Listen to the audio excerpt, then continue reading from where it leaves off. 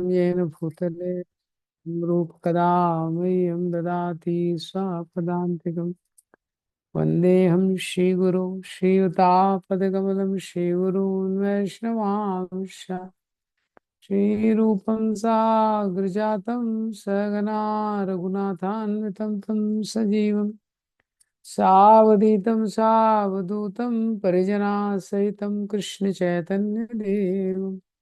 श्री राधा कृष्ण पादान सगना ललिता श्री विशाखान्वितांश। नमामि विष्णु पादाय कृष्ण पृष्ठाय भूतले श्रीमते भक्ति वेदांत स्वामीति नामिने। नमस्ते सरस्वते देवे गौरवाणी प्रचारिणे निर्विशेष शून्यवादी पाश्चात्य देश तारिणे। नमो महावदन्याय कृष्ण प्रेम प्रदायते कृष्णाय कृष्ण चैतन्य नामिने गौरत्से नमः। हे कृष्ण करुणा सिंधु दीनबंधु जगतपते गोपेश गोपिका कांत श्री राधा कांत नमोस्तुते। तप्त कांचन गौरांगी श्री राधे वृंदावनेश्वरी वृषभानुसुते देवी प्रणमामि हरिप्रिये। वाञ्छाकल्पतरुभ्यश्च कृपा सिन्धुभ्येव च पतितानां पावनेभ्यो वैष्णवेभ्यो नमो नमः। जय श्री कृष्ण चैतन्य प्रभु नित्यानंद श्री अद्वैत गदाधर श्रीवासादि गौर भक्तवृंद। हरे Krishna Krishna Krishna Hare Hare Hare Ram Ram Ram Hare Hare. Hare Krishna. So we'll be beginning this Isha Upanishad. I think this is the third or fourth will be in your Bhakti Shastri. So as I try to take these sessions, you all can keep the book with you during the session. So keep the book, keep one red pen, and keep and wherever you want to make notes, laptop or book or anything you feel. Okay. तो 22 sessions में इसको complete करेंगे। तो mostly आज start करेंगे और Krishna willing by April and will mid April और so it will be over. तो ईशोपनिषद जो है प्रभुपाद जी ने भक्ति शास्त्री में 4 बुक्स इंक्लूडेड की। क्यों की, कैसे की, ये सब आपको पहले सुन लिया होगा आपने ऑलरेडी। इसमें भगवत गीता और ईशोपनिषद ये जो 2 बुक हैं इसमें फिलॉसफी है काफी। These books are philosophical books. इसमें काफी फिलॉसफी दी हुई है। एनोडाई और एनओआई में बहुत प्रैक्टिकल एप्लीकेशन है, बहुत ज्यादा प्रैक्टिकली एप्लीकेशन ओरिएंटेड। ये इसमें भी प्रैक्टिकल एप्लीकेशन है ये, लेकिन मेनली तो 108 उपनिषद होते हैं इन जनरल। 108 में भी जो 11 प्रमुख उपनिषद हैं उसमें से भी ये एक उपनिषद ईश उपनिषद, ईशो उपनिषद, इसको शिल प्रभुपाद जी ने चुना। शिल Prabhupada chose this book to write commentary upon, like that. So this book gives the essence of all the Upanishads. Prabhupada was in a mood when Prabhupada was preaching. Prabhupada was in a mood to give the essence because the time was less and Prabhupada was in a situation of emergency. So from everywhere, Prabhupada wanted to give the essence. So from Upanishads, Prabhupada chose this Isha Upanishad. Ish means Krishna and Up means Nikat, like Upvas. And Nishat means लेके आता है। तो ऐसा उपनिषद जो कृष्ण के निकट लेके आता है। हाँ, ईशो उपनिषद ये यजुर्वेद के वाच्य संहिता का 40th चैप्टर है। वहां से प्रभुपाद जी ने इसको लिया है। अभी आपने देखा होगा ईशोपनिषद का छोटा सा बुक है, पतला सा बुक है। तो इसमें इंट्रोडक्शन है, इन्वोकेशन है, और उसके बाद 18 वर्सेस है। करेक्ट। इंट्रोडक्शन, इन्वोकेशन, उसके बाद 18 वर्सेस है इसमें। तो एक एक क्लास में मोस्टली एक एक कंप्लीट करने का इसको ट्राई करेंगे। तो आज इसका इंट्रोडक्शन हम लोग देखते हैं।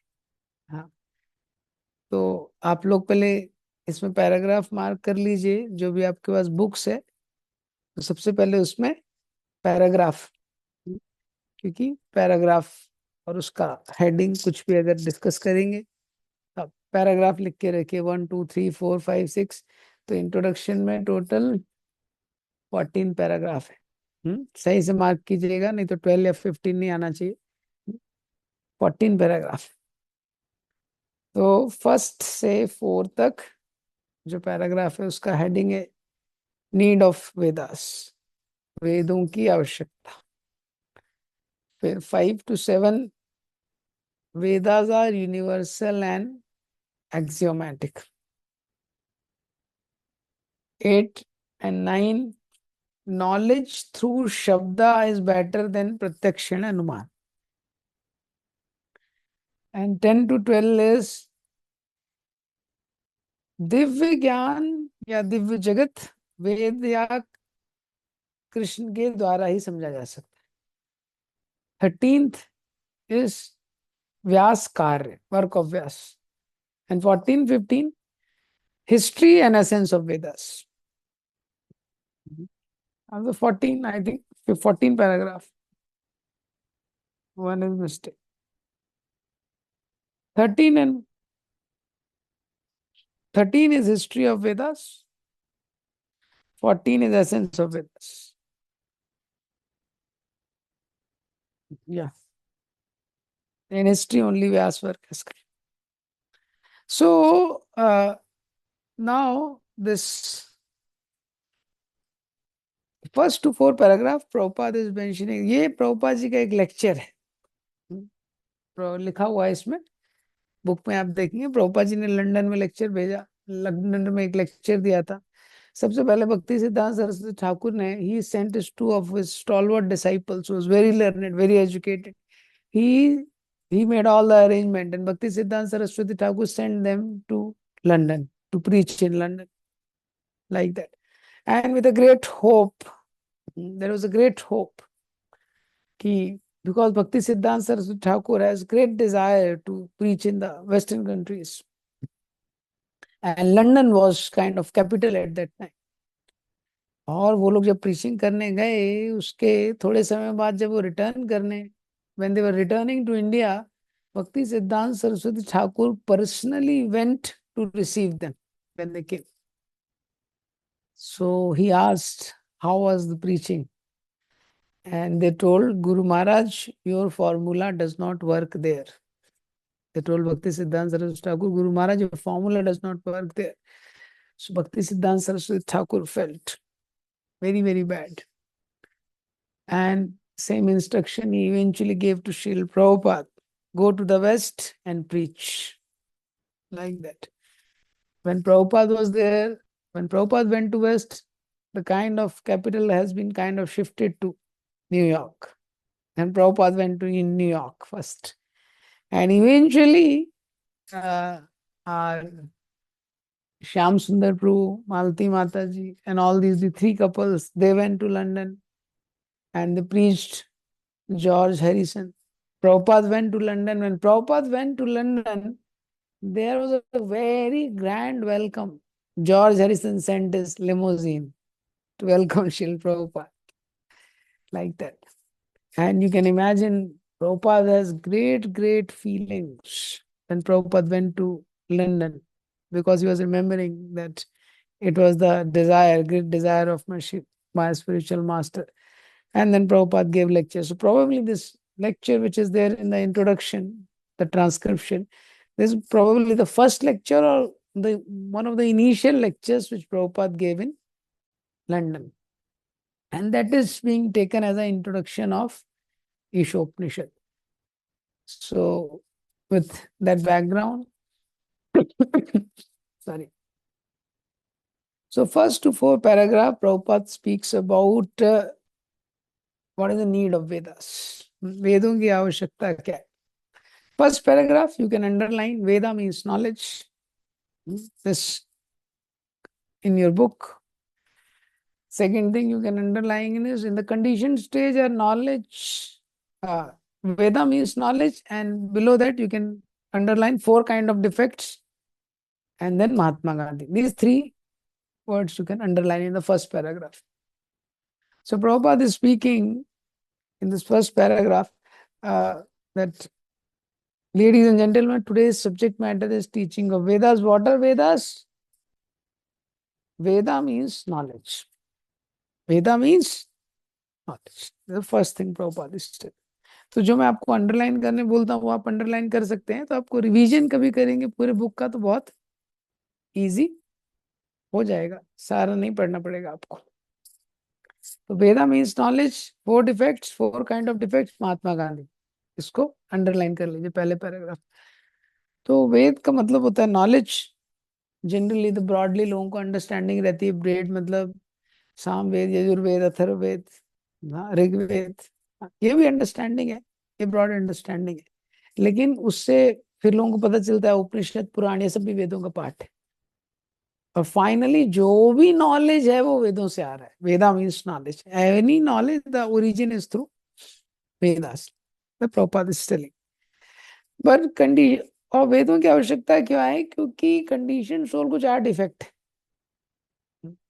अब वो चार डिफेक्ट के कारण क्या होता है, उसका नॉलेज इम्परफेक्ट है, उसको परफेक्ट नॉलेज चाहिए. इसलिए क्या है, एग्जाम्पल दिया सबसे पहले, महात्मा गांधी का, इतने बड़े पॉलिटिशियन थे, इतना सब कुछ जानते थे, लेकिन फिर भी उनको बताया भी गया कि आप उस सभा में मत जाइए, आपका मृत्यु होने वाला है, फिर गए. एग्जाम्पल दिया है कि कैसे जो कंडीशन सोल होता है वो मिस्टेक कमिट करता है. हाँ. दूसरे पैराग्राफ में अंडरलाइन कर लीजिए इल्यूजन, इल्यूजन, और उसके नीचे accepting the body as self.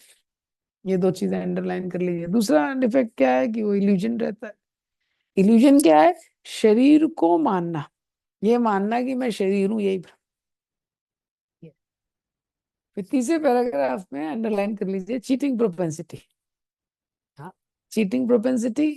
उसके नीचे he will theorise and right books of philosophy. ये तीन चीजें अंडरलाइन कर लीजिए. तो क्या होता है जब इल्यूजन में हो जाता है जी, तो इल्यूजन के बाद मिस्टेक करता है, मिस्टेक को छुपाने के लिए चीटिंग प्रोपेंसिटी, चीटिंग करता है. तो चीटिंग क्या है? थ्योरी बना लेता है. हाँ, तो है फूल नंबर वन, लेकिन वो तो अपनी थ्योरी लिखने लगता है. ये प्रभुपा जी बोलते हैं may be it is like this, may be it is like that, I think it may be like that, probably it is like that. Prabhupada did not like it very much that way. So this is called, this is what Prabhupada is writing in the third paragraph, that he will theorize. हाँ, उसी को theory बना लेता है और उसके ऊपर books भी लिख देता है वो. फिलोसफी के ऊपर बुक्स भी लिख देता है. भगवत गीता के ऊपर कितनी सारी कमेंट्री है. प्रभुपाद जी ने जब पढ़े तो प्रभुपाद जी ने, Prabhupada told they have written Bhagavad Gita as they are, not Bhagavad Gita as this. और जो फोर्थ पैराग्राफ है उसमें अंडरलाइन कर लीजिए सेंसेस आर इम्परफेक्ट. और उसके नीचे room becomes dark, you cannot even see your hand. तो फोर्थ, हालांकि सीक्वेंस में नहीं दिया है, लेकिन प्रभुपाद जी ने लेक्चर इम्परफेक्ट सेंसेस है, उसका एग्जाम्पल दिया है कि सेंसेस, हमारे इंद्रियां कितनी अपूर्ण है. तो अपूर्ण इंद्रियां है तो आपको कैसे समझ में आएगा? कोई बोले भगवान दिखाओ हमारे को कहाँ है. अरे, क्वालिफिकेशन है कि तुम्हारे पास? अगर रूम डार्क हो गया, we will not be able to see our hands also. Prabhupada is writing. तो जब कैपेसिटी नहीं है तो कैसे होगा, ये प्रॉब्लम. तो ये चार पैराग्राफ में सबसे पहले भगवान बता रहे, ये प्रभुपाद जी बता रहे कि क्या होता है कि सीक्वेंस इसका कैसे जाता है.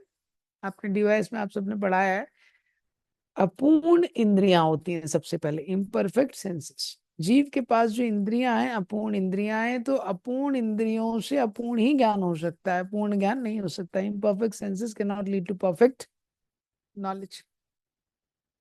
अब उससे क्या होता है, अपूर्ण इंद्रियों के कारण भ्रम होता है, illusion. Because the senses are imperfect, तो पर्सन गेट्स इल्यूजन। हाँ, तो इल्यूजन क्या है, अपने आप को शरीर समझते हैं, यही इल्यूजन है। अपने आप को शरीर समझते हैं, हमको अपनी वास्तविक स्थिति का ही नहीं पता है। प्रभुपाद जी ने ये एग्जाम्पल दिया है, कंसिडरिंग आवरसेल्व्स एज बॉडी। हम लोग डिवाइस में और भी एग्जाम्पल देते हैं। तो अपूर्ण इंद्रियों के कारण भ्रम होता है, इल्यूजन। अब इल्यूजन होता है तो मिस्टेक कमिट होती है। अब कोई इल्यूजन होगा तो नेचुरली मिस्टेक कमिट होगी।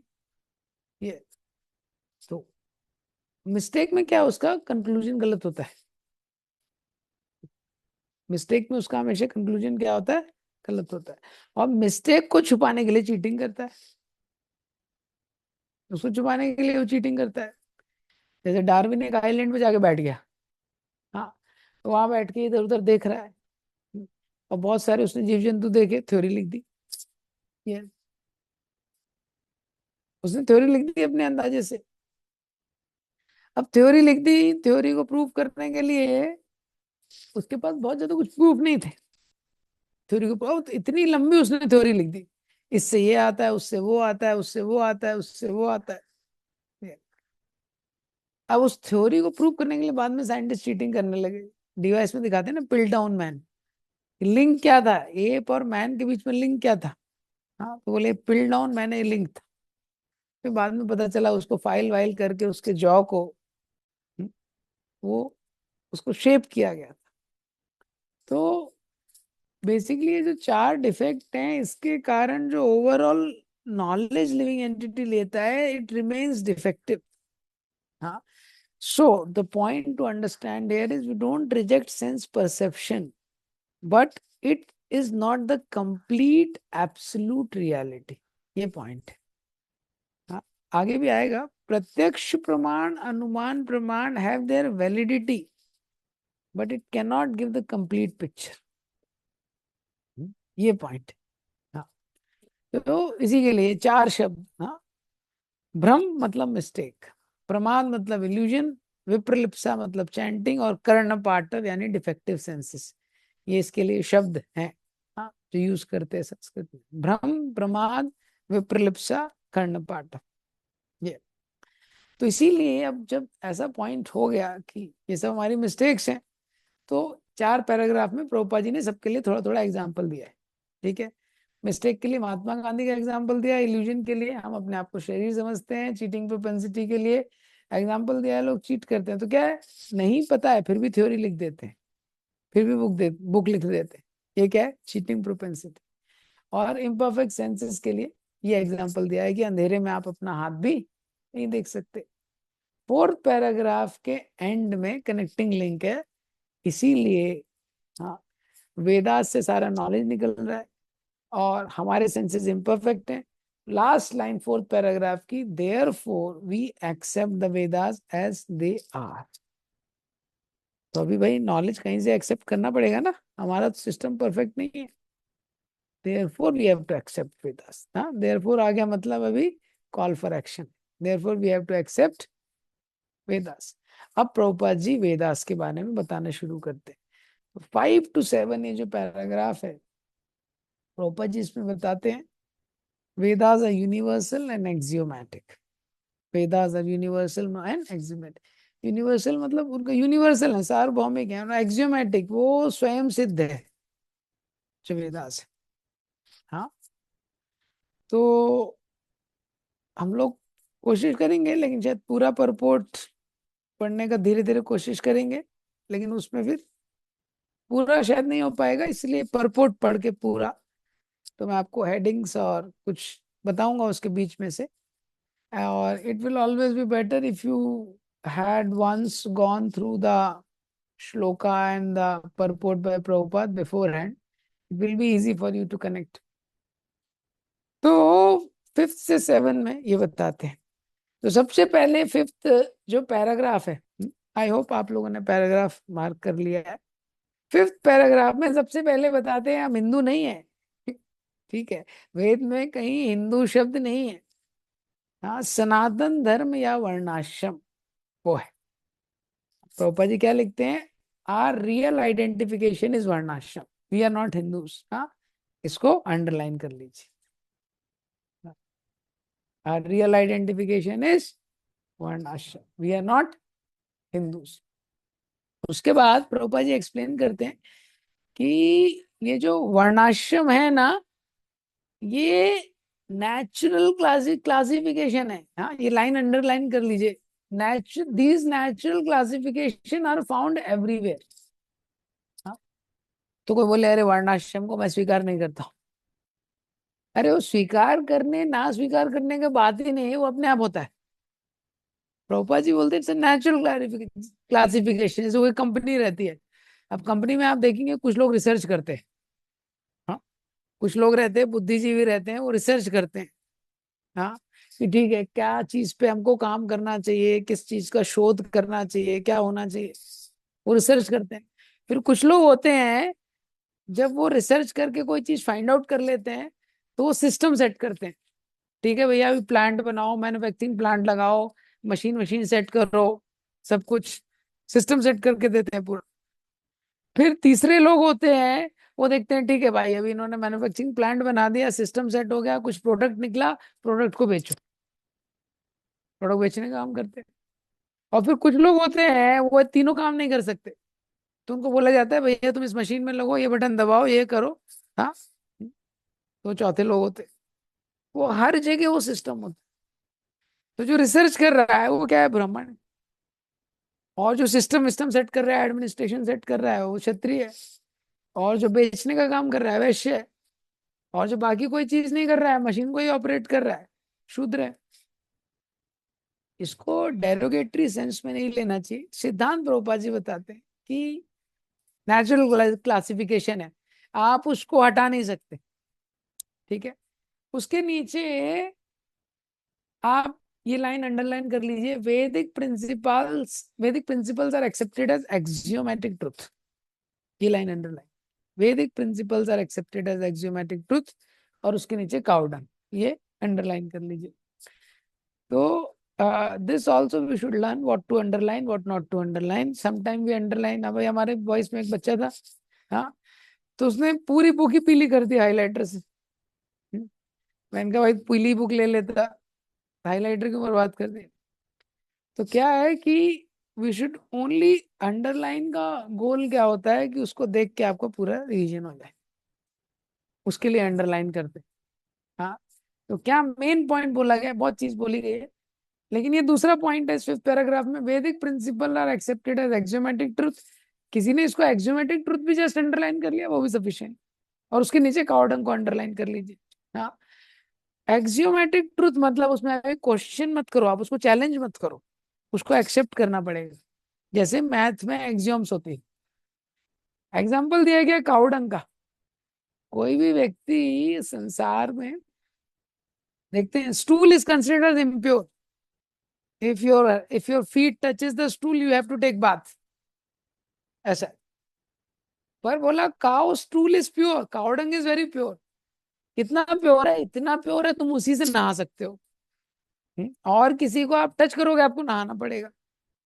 ये अभी कैसे समझेंगे, वो चैलेंज नहीं कर सकते आप। वेदों की अथॉरिटी है, वो एक्सियोमेटिक ट्रुथ है, समझना पड़ेगा आप। अभी उसके बाद अभी तो साइंटिफिक लैब में रिसर्च में पता कर रहे हैं काउडंग एंटीसेप्टिक होता है, ये होता है, वो होता है। लेकिन क्या है, एक बार जब समझ लिया कि वेदास में क्या है, बहुत सारी चीजें साइंटिफिक है, जब उसको हम समझते हैं तो जो नहीं समझ में आता है उसको एक्सेप्ट करते हैं। तो एक्सियोमेट्रिक ट्रुथ है। जैसे कॉन्ग शेल होता है, वो हड्डी से बना होता है, तो we should not touch bone but conch shell is pure, like that. तो ये जो प्रिंसिपल है, Prabhupada is explaining this principle. How we actually, this is the way we accept science also. It's not that only scripture we accept this way. Science also is accepted this way. तो ये दो principal तो इस fifth paragraph में प्रभुपाद जी ने बताया, axiomatic truth. हाँ, वेदास में हर चीज को आपको चैलेंज करके नहीं, आप उसको एक्सेप्ट कीजिए, फॉलो कीजिए, आपको रिजल्ट दिखेगा। आपको रिजल्ट से आप उसको समझ जाएंगे। हाँ, इसीलिए 6 पैराग्राफ में प्रभुपाद जी बोल रहे हैं, पहले के समय में लोगों का वेदों पे इतना विश्वास होता था, कोई भी कुछ बोलता था वो बोलते तू क्या बोल रहा है, वेद वाक्य है क्या है तेरा शब्द। हाँ, ऐसे लोग कमेंट करते थे, क्या वेद वाक्य है क्या। बिकॉज वेद वाक्य मीन्स द एक्सेप्ट, कि शास्त्र में लिखा है मतलब सही है। तो 6 पैराग्राफ में वैदिक इंजंक्शन, इसको अंडरलाइन कर सकते हैं। 7 पैराग्राफ में श्रुति, श्रुति को अंडरलाइन कर लीजिए। और ये एक लाइन है, we take so much knowledge from our mother, इसको अंडरलाइन कर सकते हैं। हाँ, और तीसरा चीज इसमें अंडरलाइन करना है, if you want to know something beyond your experience, beyond your experiential knowledge, beyond the activities of the senses, then you have to accept Vedas. तीन चीज अंडरलाइन कर लीजिए। तो जो 7th पैराग्राफ है इसमें बता रहे हैं श्रुति के बारे में, वेदा है ये श्रुति है। हाँ, और उदाहरण दिया है, माँ का उदाहरण दिया है। हाँ, ये श्रुति को माँ के समान समझा जाता है। और मदर से हम लोग कितना कुछ सीखते हैं। हाँ, प्रभुपा जी ने इस पैराग्राफ में लिखा है, आपको एक्सपेरिमेंट करने की जरूरत नहीं है यहाँ पे। हम्म, ये उदाहरण हम लोग कई बार देखते हैं। एक्चुअली वैदिक नॉलेज के अलावा अगर किसी व्यक्ति को जानना है, हाँ, एक्सपेरिमेंट अपने सेंसेस के बियॉन्ड का नॉलेज लेना है, हाँ, अनुभव के बियॉन्ड का, तो और कोई तरीका नहीं है। जैसे पिता कौन है वो किसी व्यक्ति को पता करना है, तो उसको माँ से ही पूछना पड़ेगा। अभी माँ से नहीं पूछेगा तो सब लोगों का डीएनए टेस्ट कराएगा, वो कराएगा, वो डिवाइस में, वो इम्प्रैक्टिकल चीज है और इम्पॉसिबल चीज है ये। हाँ, तो क्या है, हमारा जो ज्ञान प्राप्त करने का एक हंगर है, हाँ, हाँ, तो क्वेस्ट टू गेन नॉलेज, हाँ, तो वेदास उसका रोड मैप देते हैं, वो हमको बताते हैं ये। तो प्रोपा जी ने 7th पैराग्राफ के लास्ट में लिखा है, it has already been experimented and it is already settled. The version of mother for instance has to be accepted as truth, there is no other way. कोई बोले नहीं नहीं मैं माँ की बात नहीं मानूंगा, मैं चेक करूंगा पिता कौन है मेरे, actually there is no other, practically नहीं है। हमारे पास ऑप्शन क्या है, ऑप्शन नहीं है ये।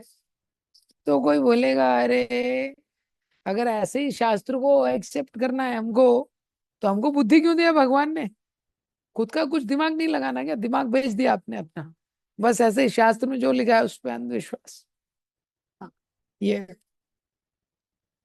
तो उसके लिए जो 8th, हाँ, अब देखेंगे 8th 9th पैराग्राफ है, उसमें प्रभुपाद जी ने स्थापित किया है कि एक्चुअली 8th 9th पैराग्राफ क्या है, कि शब्द प्रमाण के द्वारा होने वाला ज्ञान प्रत्यक्ष और अनुमान से बेहतर है। नॉलेज थ्रू शब्दा, this is the heading, is better then प्रत्यक्ष एंड अनुमान। तो क्यों मैं एक्सेप्ट करूं शास्त्रों में जो दिया है अपना दिमाग बेच के।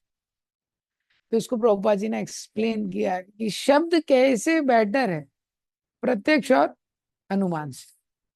हाँ, तो सबसे पहले 8th पैराग्राफ में वैदिक परंपरा के बारे में बताया है कि कैसे ज्ञान डिसेबलिक सक्सेशन में आया। हाँ, अभी देखिए, अभी प्रत्यक्ष, हाँ, इसके नीचे प्रत्यक्ष मीन्स डायरेक्ट एविडेंस, उसको अंडरलाइन कर लीजिए। और उसके बाद we are seeing the sun daily, it appears like a small disc, इसको अंडरलाइन कर लीजिए। तो 8th पैराग्राफ में प्रत्यक्ष प्रमाण का सबसे पहला एग्जाम्पल दिया है कि देखो भाई, हम सूर्य इतना छोटा दिखता है, वो इतना छोटा है क्या, तो मतलब मिस्टेक हो गई। उसके नीचे अनुमान को अंडरलाइन कर लीजिए, अनुमान इंडक्टिव नॉलेज। और उसके नीचे डार्विन थ्योरी का एग्जाम्पल अंडरलाइन कर लीजिए। उसके बाद अनुमान प्रमाण के लिए प्रभुपाद जी ने एग्जाम्पल दिया डार्विन थ्योरी का। हाँ, जो डार्विन था उसने थ्योरी ऑफ, हाँ, इवोल्यूशन बाय नेचुरल सिलेक्शन, कि कैसे शरीर बढ़ता गया, वेल, हाँ, भालू था वो वेल बन गया, जिराफ की गर्दन कैसे लंबी हो गई, कैसे मनुष्य आ गया। तो क्या ये अनुमान, अनुमान लगा के। अब उसको कि कैसे वो, मतलब एब्सर्ड एकदम, कॉन्सेप्ट ही एब्सर्ड है। लेकिन वो बेचारा खाली बैठा था, डार्विन वो लिखते गया। हाँ, अब तो कोई भी व्यक्ति कुछ भी लिख सकता है। ये डार्विन ने बोला था future fossil records will prove my theory, लेकिन वो चला गया, रिकॉर्ड मिले ही नहीं। हाँ, फ्यूचर में कोई फॉसिल रिकॉर्ड नहीं मिले। तो अनुमान प्रमाण में क्या होता है, उसमें गलती हो जाती है हमेशा। हाँ, प्रत्यक्ष प्रमाण में भी गलती होती है, अनुमान में भी। जैसे बहुत जोर से साउंड हुआ, आपको लगा क्या हो गया भाई, बॉम्ब फट गया क्या? आपने खिड़की खोल के देखी, किसी का टायर पंचर हो गया, वो बेचारा पैदल साइकिल लेके जा रहा है। ये तो ये अनुमान प्रमाण होता है। और शब्द प्रमाण के लिए प्रभुपाद जी ने एग्जांपल दिया है, आप इसमें अंडरलाइन कर सकते हैं, अथॉरिटेटिव सोर्सेज और रेडियो स्टेशन अथॉरिटीज। ये प्रभुपाद का एग्जांपल। हाँ, 8th पैराग्राफ में प्रभुपाद जी ने शब्द प्रमाण के लिए क्या एग्जांपल दिया है कि शब्द प्रमाण में हम प्रामाणिक स्रोतों से, अथॉरिटीज से नॉलेज लेते हैं। और एग्जांपल दिया है रेडियो स्टेशन का। हाँ, जैसे रेडियो स्टेशन रहता है तो उसमें बताता है, हाँ, को जो अथॉरिटेटिव व्यक्ति होता है वो बताता है कि इस टाइम पे ये प्रोग्राम आएगा। तो पहले के लोग रेडियो यूज करते थे, अभी तो हम यूज नहीं करते। तो जो पहले के लोग होते थे, आपके दादाजी नाना जी वगैरह, उनको पता रहता था इस टाइम पे ये आएगा, इस टाइम पे समाचार आएगा, इस टाइम पे, उसी टाइम ऑन करते थे वो रेडियो, और वो बराबर उसी टाइम आता था। हाँ, क्यों? क्योंकि वो अथॉरिटेटिव पर्सन है। ये तो ये एग्जाम्पल प्रभुपा जी ने दिया है। तो स्पेकुलेशन से बहुत सारा गड़बड़ हुआ है। हाँ, क्योंकि जो लोग स्क्रिप्चर के टच में आए, शास्त्रों के भी थोड़ा बहुत, उनको थोड़ा बहुत इंडियन कल्चर का आइडिया था। ये लेकिन वो, उन्होंने शास्त्र को पढ़ा नहीं ढंग से, तो थोड़ा पढ़ा, बहुत ज्यादा स्पेकुलेट किया। हाँ, एक व्यक्ति ने तो यहां तक लिखा है अवतारों के बारे में, जब उसने पढ़ा, मत्स्य, कूर्म, नरसिम्हा, परशुराम, ये सब, उसने लिखा ये भी इवोल्यूशन हुआ है। पहले मत्स्य था, फिर कूर्म हुआ, फिर नरसिम्हा हुआ, फिर परशुराम हुआ, फिर राम हुआ। ये भी इवोल्यूशन चल रहा है। तो ये सब क्या है, अनुमान प्रमाण। सो प्रभुपाद ने इस, हाँ, किसको स्टैब्लिश कर रहे हैं अभी? शब्द प्रमाण। हाँ, शब्द प्रमाण 9th पैराग्राफ में बताते हैं, यही वैदिक नॉलेज इज कॉल्ड शब्द प्रमाण। तो ये प्रभुपाद जी ने पहले स्टैब्लिश किया कि, सबसे पहले बताया कि देखो, वेद से सारा नॉलेज निकल रहा है। वेद की आवश्यकता क्या है? कोई बोलेगा भैया तुम्हारा 4 स्क्रू ढीला है। हाँ, तुम लोगों का 4 स्क्रू ढीला है, इम्परफेक्ट सेंसेस है, इल्यूजन हो, मिस्टेक करते हो, चीटिंग करते हो, तो इसीलिए वेद को लो। तो बोले ऐसे कैसे, वेद को कैसे लें, हम लोग जो ले रहे हैं क्या प्रॉब्लम है? तो प्रत्यक्ष और अनुमान क्या है, उसको एक्सप्लेन किया, वो इम्परफेक्ट, इसलिए तुम शब्द प्रमाण। हाँ, तो प्रत्यक्ष, कभी कभी आचार्य जो होते हैं, Prabhupada also gives example of प्रत्यक्ष प्रमाण, अनुमान प्रमाण also, but the Acharya uses प्रत्यक्ष एंड अनुमान टू एस्टैब्लिश शब्द। That is the point. हाँ, हाँ, तो ये शब्द क्या है, अल्टीमेट है, और प्रत्यक्ष और अनुमान गलत हो भी सकता है, नहीं भी हो सकता है, लेकिन वो इनकम्प्लीट रहता है। ये इस तरीके से समझना, बहुत सारा इसमें डिटेल है। हाँ, तो तो जो आचार्य होते हैं वो प्रत्यक्ष और अनुमान का भी यूज कर सकते हैं। प्रभुपा जी ने एक बार कहीं पढ़ लिया कि शास्त्रों में लिखा है वुमेन आर लेस इंटेलिजेंट, और कभी कहीं एक बार रिसर्च हो रहा था, उस रिसर्च में किसी ने छाप दिया कि फीमेल का ब्रेन छोटा होता है, मेल का बड़ा होता है। प्रभुपा जी ने लेक्चर में कोट कर दिया, देखो रिसर्च वालों ने भी बोला है क्या, फीमेल का ब्रेन भी छोटा होता है। लेकिन बाद में वो रिसर्च डिस्प्रूव हो गया। हाँ, लेकिन ये मतलब नहीं कि प्रभुपाद जी गलत हो गए। प्रभुपाद यूजेस दैट प्रत्यक्ष प्रमाण टू एस्टैब्लिश शब्द। व्हाट इज शब्द प्रमाण? That female is considered as a lower species in general. That is the point. So that is Prabhupada is telling here. Huh? In general. तो और प्रत्यक्ष और अनुमान, they have a limitation. So in the 9th paragraph Prabhupada explains शब्द प्रमाण. हाँ, प्रभुपाद से जो शब्द प्रमाण है, शब्द प्रमाण का मतलब क्या है? Authoritative sources. मतलब आपको किसी अथॉरिटी से सुनना पड़ेगा. अभी वो अथॉरिटी है, वो ही आपको एक्चुअली बता पाएगी. प्रभुपाद जी ने लिखा है ऑरल रिसेप्शन. ये तो अथॉरिटी कौन है? अथॉरिटी किससे सुनना है? हाँ, प्रभुपाद जी ने इसमें बताया कि क्योंकि क्या है, आपको दिव्य ज्ञान की आवश्यकता है. हम्म, तो जो दिव्य ज्ञान है वो आध्यात्मिक जगत के बारे में बताता है. पाप के तो बियॉन्ड है, मटेरियल स्काई के बियॉन्ड है. तो प्रभुपाद जी कॉन्सेप्ट इंट्रोड्यूस कर रहे हैं स्पिरिचुअल स्काई का. ये आप देखिए, ये प्रभुपाद जी लेक्चर दे रहे हैं नए लोगों को. लंदन का जस्ट इनिशियल लेक्चर है. पहले ही नॉलेज में बता दिया वेद के बारे में, चार मिस्टेक के बारे में, शब्द प्रमाण के बारे में, और स्पिरिचुअल वर्ल्ड का कॉन्सेप्ट भी इंट्रोड्यूस कर रहे हैं. ये पहले ही लेक्चर में चल रहा है. हाँ, तो प्रभुपाद जी भी कॉन्सेप्ट जैसे 8th 9th पैराग्राफ आप देखेंगे, प्रभुपाद जी बोलते हैं transcendental knowledge is knowledge from beyond this universe. हाँ, वो एक आध्यात्मिक आकाश के बारे में प्रभुपाद जी कॉन्सेप्ट नॉलेज कर रहे हैं. वो बता रहे हैं कि वो आपको प्राप्त करना है. ये है.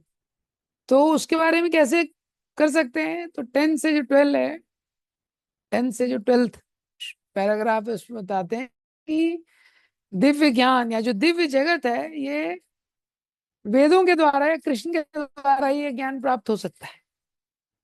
तो प्रभुपाद जी ने एक नया कॉन्सेप्ट बताया, आध्यात्मिक आकाश. हाँ, आध्यात्मिक आकाश. और ये जो आध्यात्मिक ज्ञान है, ये कृष्ण के द्वारा आ रहा है. कृष्ण के द्वारा आ रहा है, इसलिए क्या है ये हाईएस्ट. प्रभुपाद जी ने इसको एक्सप्लेन किया, इसलिए क्या है ये हाईएस्ट. तो अभी प्रभुपाद जी बताते हैं यहाँ पे, देखो जो भी स्पिरिचुअलिस्ट होता है, हाँ, इस पैराग्राफ को आप देखेंगे 10th पैराग्राफ में प्रभुपाद जी ने कोट किया है कि जो भी स्पिरिचुअलिस्ट होता है, हाँ, तो निर्विशेषवादी हो या मायावादी हो, कोई भी हो, हाँ, फाइनली सब कृष्ण को मानते हैं. कृष्ण टॉप मोस्ट है, मानते हैं, भगवान को सब मानते हैं. एग्जाम्पल दिया शंकराचार्य का. तो शंकराचार्य तो मायावाद वाले थे, लेकिन शंकराचार्य ने भी क्या बोला? नारायण परो व्यक्तात्. नारायण ही सुप्रीम है. एंड में उन्होंने भज गोविंदम भी दिया. ये तो बोल रहे हैं, देखो कोई भी है. रामानुजाचार्य का भी शायद इसमें एग्जाम्पल दिया है. हाँ, रामानुजाचार्य का भी दिया है. तो शंकराचार्य का एग्जाम्पल दिया है मायावादी में. और दूसरे ट्रांसेंडेंटलिस्ट होते हैं वैष्णवाज. वैष्णवाज में रामानुजाचार्य, माधवाचार्य. प्रभुपाद जी बोल रहे हैं, देखो यार, इतने बड़े बड़े जो लोग हुए, हाँ, ये सब लोग चैंपियन लोग थे. इन्होंने सारा फिलॉसफी पढ़ा. ये ऐसे नाम है जिनको सब जानते हैं. शंकराचार्य है मायावाद के, वो भी मान रहे हैं नारायण सुप्रीम है. वो भी बोल रहे हैं भज गोविंदम. रामानुजाचार्य वो भी मान रहे हैं, माधवाचार्य वो भी मान रहे हैं. मतलब क्या है? तुम भी चुपचाप बैठो और उसको एक्सेप्ट करो. जब इतने बड़े बड़े इंटेलेक्चुअल लोग मान रहे हैं, प्रभुपाद जी एग्जाम्पल दे, क्योंकि तुम्हारे पास कोई ऑप्शन नहीं है. तुम अपना एक्सपेरिमेंट कर कितना समझोगे? उसके बाद आप देखेंगे प्रभुपाद जी बताते हैं कि दो तरीके हैं नॉलेज के. इसी 10th पैराग्राफ में आता है नीचे. For example there two system of knowledge, inductive and deductive. हाँ, आरोह पंथ और अवरोह पंथ बोलते हैं उसको. Inductive, deductive. आरोह पंथ मतलब मैं ऊपर चढ़ के पता कर लूंगा टॉप में क्या है. मैं खुद ही पता कर लूंगा, मैं चेक कर लूंगा. आरोह पंथ. और अवरोह पंथ मतलब ऊपर से नीचे ज्ञान आ रहा है, उसको हम स्वीकार करते हैं. इसमें प्रभुपाद जी ने एग्जाम्पल दिया है, आप इसको अंडरलाइन कर सकते हैं. Whether man is mortal. ये एग्जाम्पल, ये line, whether man is mortal. अब जैसे शास्त्र का वाक्य है, भाई हर कोई मरता है. कोई व्यक्ति बोले मुझे तो भरोसा नहीं है कि हर कोई मरता है. इतने सारे लोग दिख रहे हैं, पॉपुलेशन बढ़ रही है, कैसे हर कोई मरता है? मैं चेक करूंगा. तो फिर वो चेक करते रहेगा. हाँ, अब क्या वो कभी निष्कर्ष पे आ पाएगा? देखिए, भगवत गीता में क्लियरली बोल दिया, जाता से ही ध्रुवो मृत्यु, ध्रुवम जन्म मृत सजा. जिसका जन्म है उसकी मृत्यु निश्चित है, मृत्यु वाले का जन्म निश्चित. अब ये व्यक्ति अगर खुद फाइंड आउट करने का प्रयास करता है, कभी वो फाइंड आउट कर पाएगा? वो सोचेगा कहीं तो ऐसा व्यक्ति हो सकता है जिसकी मृत्यु ना हुई हो। हम कैसे कह सकते हैं सबकी मृत्यु होती है? तो फिर वो घूमता रहेगा। तो only way, that's why we have to understand, Prabhupada is striking this point, explaining this point कि we have to understand कि शब्द प्रमाण ही हमारे पास सबसे अच्छा विकल्प है। हाँ, ये हमारा टाइम सेव करता है, इससे हमको बोनाफाइड नॉलेज मिलती है। ये 11वें पैराग्राफ में प्रभुपाद जी एग्जाम्पल देते हैं। तो शब्द प्रमाण का मतलब क्या है? किससे ज्ञान लेना है भाई? शब्द कहाँ से शब्द आएगा ये? हाँ, रेडियो से लेना है क्या? प्रभुपाद जी ने ये पंथाष्ट कोटि शतसर संप्रगम्यो ब्रह्म संहिता का ये जो श्लोक है, इसका ट्रांसलेशन इसमें लिखा है। और इसमें प्रभुपाद जी ने लिखा है कि अपने माइंड के द्वारा काम नहीं चलेगा। यहाँ पे प्रभुपाद जी 11वें पैराग्राफ में स्पिरिचुअल मास्टर का कॉन्सेप्ट भी डाल देते। एक ही तरीका है शब्द प्रमाण, मतलब you approach a bonafide spiritual master. तो 11वें पैराग्राफ में बताया बोनाफाइड स्पिरिचुअल मास्टर। और 11वें पैराग्राफ प्रभुपाद जी दे परे च निष्णातम ब्राह्मणी उपाश्रय। शब्द परे निष्णातम यानी शब्द में निष्णात होना चाहिए। भगवान की भक्ति में संलग्न होना चाहिए। आध्यात्मिक गुरु कौन है? ये दो चीज। हाँ, देखिए, एक आपको ज्ञान प्राप्त करना है, आपको आध्यात्मिक गुरु का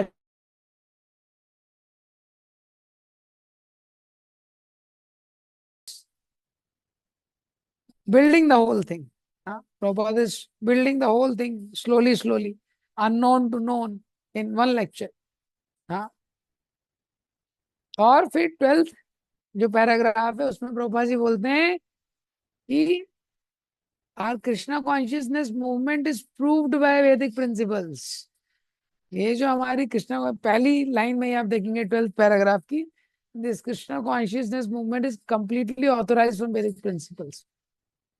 कोई व्यक्ति बोले भैया मैं कहाँ ढूंढूं अब गुरु, मतलब कहाँ ढूंढूं, वैरायटी इतनी ज्यादा है, कोई कहीं ढूंढने की जरूरत नहीं, इस्कॉन में आ जाओ। क्या हमारे कृष्णा कॉन्शियस मूवमेंट खोल के बैठे हैं? किस लिए खोल के बैठे हैं हम लोग? ये ऑथराइज मूवमेंट है। हाँ, ब्रह्म माधव गौड़ीय संप्रदाय के अंदर ये आ रहा है। हाँ, इसके लिए प्रभुपाद जी और भी बहुत सारा चीज यहाँ पे कोट करते हैं। तो 12th पैराग्राफ का जो लास्ट 4-5 लाइन्स है उसमें प्रभु जी एक्सप्लेन करते हैं। कोई व्यक्ति सोचे कि ठीक है, मैं, आपने बोला है ना शब्द प्रमाण वेद, तो मैं वेद पढ़ के ना फाइंड आउट कर लूंगा, वेद पढ़ के मैं ही फाइंड आउट कर लूंगा कि क्या एसेंस है। So Prabhupada writes, see the last 5 lines of the 12th paragraph. And if you want to search out Krishna by studying the Vedic literature, then you will be baffled. It may be possible, but it is very difficult. But you can very easily learn about him from his devotee. His devotee can deliver him to you. Here he is. Take him. That is the potency of Krishna's devotees. खुद तुम सोच लो कि मैं पढ़ के निष्कर्ष पे आ जाऊंगा, तुमसे नहीं होगा, कंफ्यूज हो जाओगे। बहुशास्त्र, हाँ, बहुवाक्य चित्त भ्रमे कोय। शास्त्रों में भी इतना इतना वाक्य है, उससे व्यक्ति का चित्त क्या हो जाए, भ्रमित हो जाता है। तो यहां तक प्रभुपाद जी ने सॉलिड डोज देके कंक्लूजन दे दिया। उसके बाद 13 पैराग्राफ में प्रभुपाद जी एक्सप्लेन करते हैं कि कैसे व्यासदेव जी ने वेदास को डिवाइड किया। पहले एक वेद था यजुर्वेद, फिर उसको 4 में किया। उसमें उसके बाद 14th और जो 15th वेदास का हिस्ट्री और वेदास का एसेंस, इसको एक्सप्लेन किया है कि कैसे जो वेद थे पहले एक को 4 में किया, फिर प्रभुपाद उनको लगा ये भी सफिशिएंट नहीं है, इतिहास लिखे, पुराण लिखे, उपनिषद लिखे, वेदांत सूत्र लिखा, इसके बाद भी डिससेटिस्फेक्शन हो गए। श्रीमद् भागवतम का फर्स्ट कैंटो का 4th 5th 6th चैप्टर, उसमें आता है ये व्यास देव ने कैसे वेदास को डिवाइड किया, हिस्ट्री ऑफ वेदास ये आता है ये। और इसमें एसेंस ऑफ वेदास भी बताया है। तो प्रभुपाद जी क्या बोल रहे हैं कि देखो, कुल मिला के व्यासदेव ने इतनी सारी मेहनत करके फाइनली क्या लिखा, भागवतम लिखा। तो भागवतम पढ़ लो।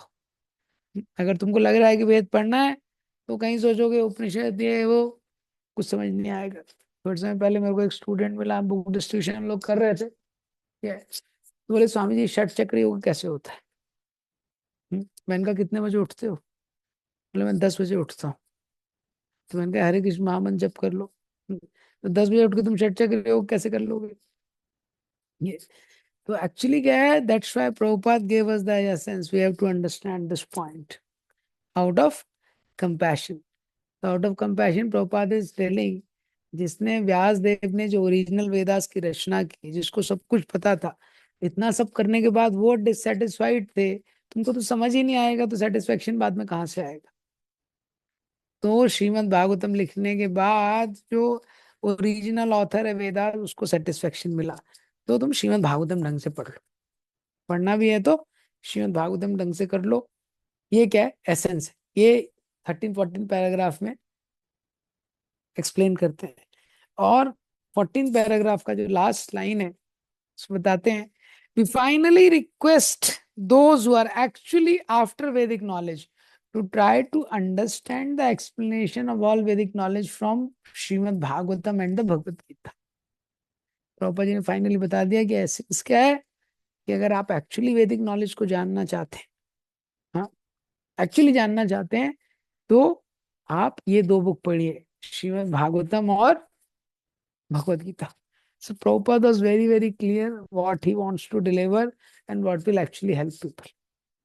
इसलिए प्रभुपाद जी ने इस्कॉन में भी क्या लगा दिया, भागवतम क्लास मॉर्निंग में, और शाम को क्या है, भगवत गीता क्लास। आजकल नहीं होता है कहीं, लेकिन ये प्रभुपाद जी ने सिस्टम दिया था।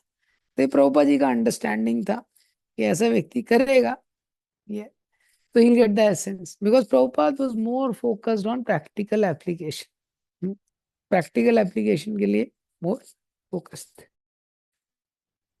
सो दिस इज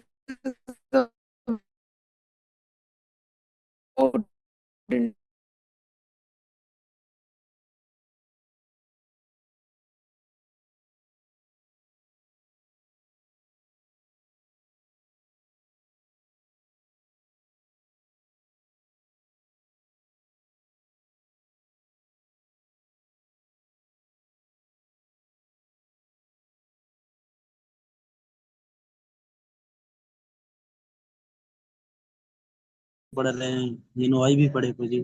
तो मिली ये जो इस उपनिषद है, तो इसका हमें क्या कंक्लूजन मिलेगा, या फिर हम इसको क्यों पढ़ रहे हैं मुझे, बुद्धि शास्त्र में इसका क्यों क्या नीड है मुझे, थोड़ा से देखिए, प्रभुपाद जी देना चाहते थे सब जगह से एसेंस थोड़ा थोड़ा।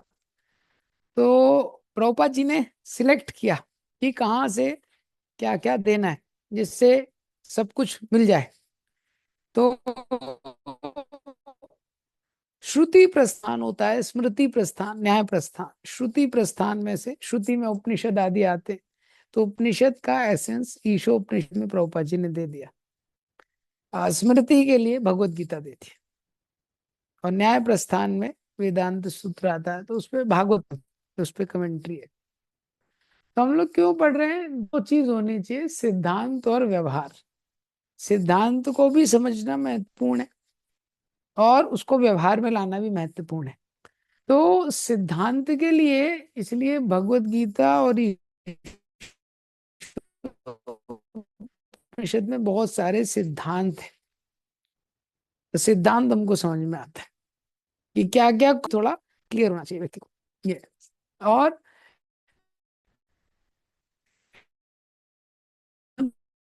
प्रैक्टिकल एप्लीकेशन ज्यादा है कि अभी उस सिद्धांत को व्यवहार में कैसे लाना है। तो इसीलिए हम लोग इसको पढ़ते हैं, ताकि भक्ति क्या है भक्ति को व्यवहार में कर रहा है लेकिन उसका सिद्धांत नहीं पता है, तो जब बाधा आती है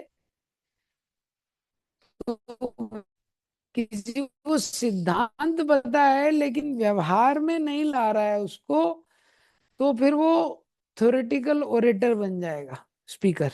प्रैक्टिशनर नहीं बनेगा। इसलिए दोनों का समन्वय चाहिए। ठीक है।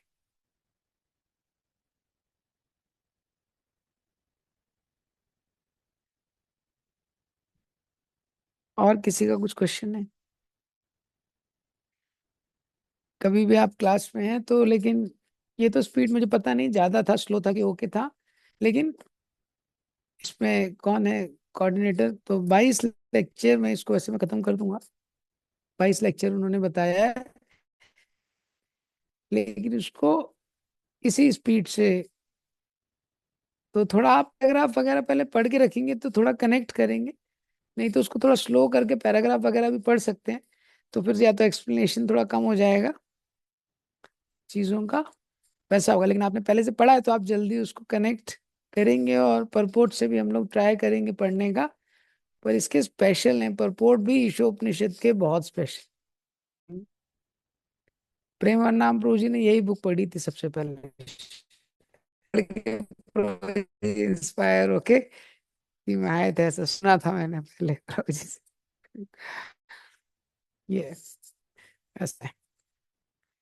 तो अगर आप लोग पहले पढ़ के रखेंगे तो कनेक्ट होगा। हम्म, और नहीं तो फिर उसको थोड़ा स्पीड थोड़ा स्लो हो जाएगा। और किसी को कुछ पूछना है? नहीं तो एंड करेंगे। नेक्स्ट क्लास पे मेरा 12-13 को आ रहा है, लेकिन 12 को मोस्टली मैं ट्रेन में हूँ। 15 तक मेरा जनवरी में ट्रैवलिंग, 13 को लूंगा मैं। 13 के बाद मोस्टली रेगुलर लूंगा, मंडे ट्यूसडे रहता है ना क्लास। 13 के बाद रेगुलर लूंगा 13 तक। 12 को जो मेरा ट्रेन पहुंच रहा है वो 6:30 उसका टाइम है, और 7 बजे क्लास है, और इंडिया है। तो so okay, so shall I end here? Should you want anything, for anybody wants any elaboration on something which I spoke, I can elaborate.